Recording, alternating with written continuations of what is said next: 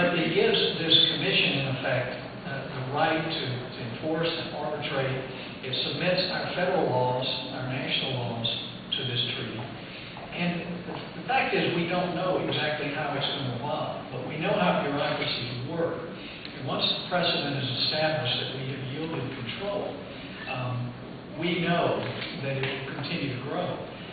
So the precedent is almost worse than the immediate details, but it does submit our families to an international treaty, which makes absolutely no sense.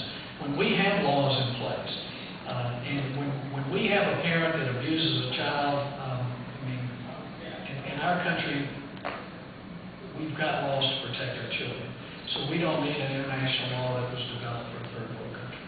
Yes, ma'am. You mentioned we have laws that protect our children from abuse, but in fact, the National Center of Abuse and Neglect says that our children who are placed into these social service issues that you're speaking of, they at 6.4% per 100,000 face worse neglect as opposed to 1.5% per 100,000.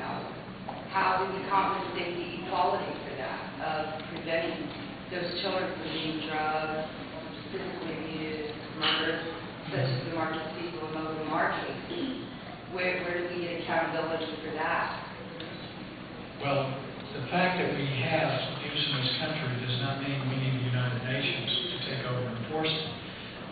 The fact that you have those statistics suggests that in our country, we are identifying abuse cases. Their social services certainly has problems in different states.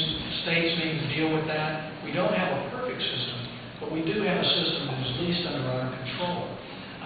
So there's abuse in this country.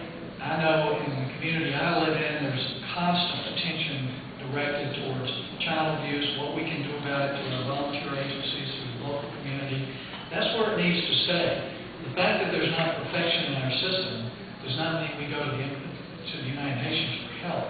Because if we look at the cases of what they're doing, even when they're providing aid around the world, we have many more cases of abuse that come up from their aid workers than the statistics you're suggesting right now. So.